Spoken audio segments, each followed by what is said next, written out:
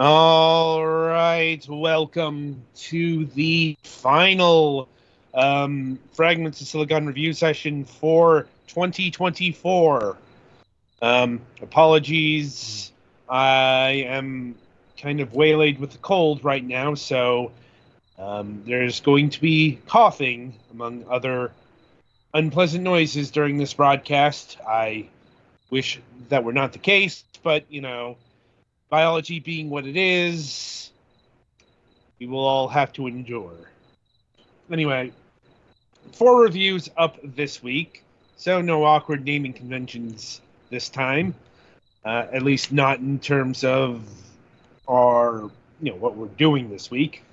Anyway, the first game up is Creepy Shift Roadside Diner. A broke young man takes on a night shift at a roadside diner in the glow of the blood moon. Routine tasks turn into a fight for survival. First-person horror based on a dark creepypasta with a set of rescue over the marshes along Route 285 in New Mexico, occasionally revealing the reflection of a strangely red moon. I can't say I was ever familiar with the creepypasta that this game draws from.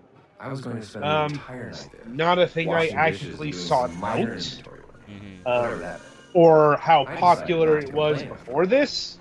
The job was but, exceptionally well paid. For whatever reason, they have decided to take this and make it into what they claim is a first-person horror adventure game, but is really a fucking, how do I put this? Oh, yes. A chore simulator. Thanks. I too find chores to be a deep form of horror. Yeah. Because, so what you're actually doing in the game is, well, you're at a diner, you're on the night shift, and you gotta clean the place up. I'm like, it's not as painstaking as it is in reality, but you're still having to do stuff that you would actually do in real life. It's that Simpsons yard work simulator joke or power wash simulator or something like that. And then what? The environment just bees creepy at you? Sorta, yeah. Like, yeah, so what your task... Sorry. Like I said, there's just going to be a lot of coughing tonight. What your tasks are, you've got to stack the shelves, clean the tables, clean the floors, take out the trash, do the dishes, by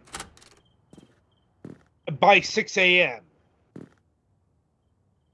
But there's the creepypasta rules. You're told by the day shift manager that weird shit happens at night.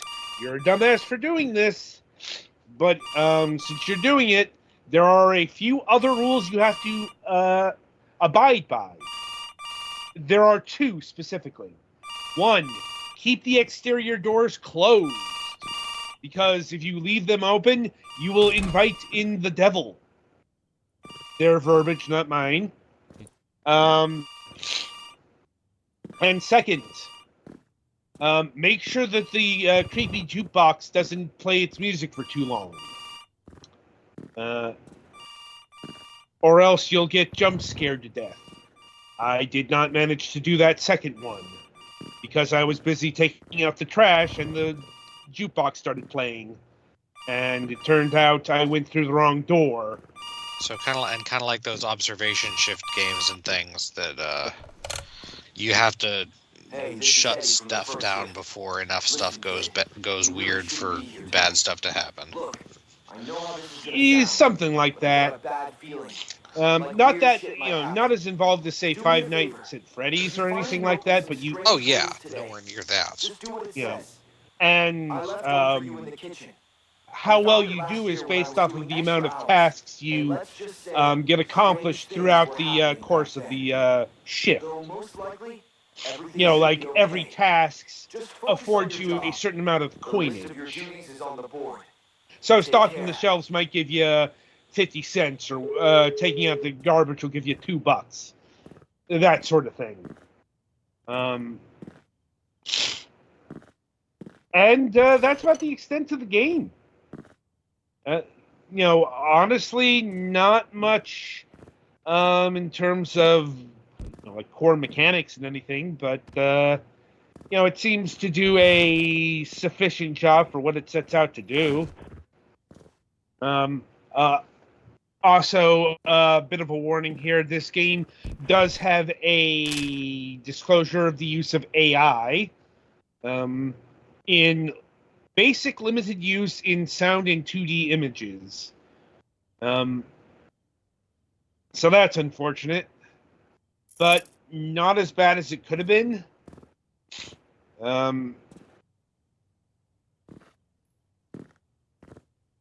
Like, overall, the game is all right. It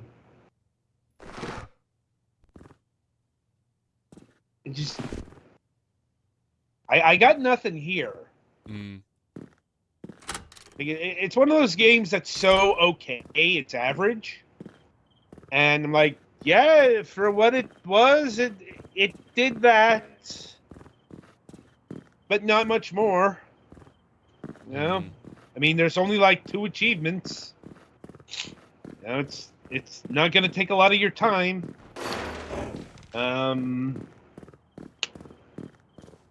It's like, if you're looking for something creepy without being gory, this would probably be something up your diner.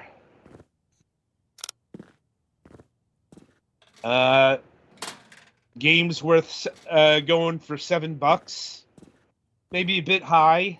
Probably should be about $2 lower. I think a nice even 5 would have been the proper price. Sure. Mild recommendation with a shrug. Sometimes we get games like that. Fair enough, yeah. Like I said, it wasn't bad. It wasn't particularly impressive either. I'm probably going to forget about this game by the time next year rolls in, if not sooner. Right then. So that'll about do it for this game. Be sure to tune in after the break as Petty reviews Super Spy Raccoon.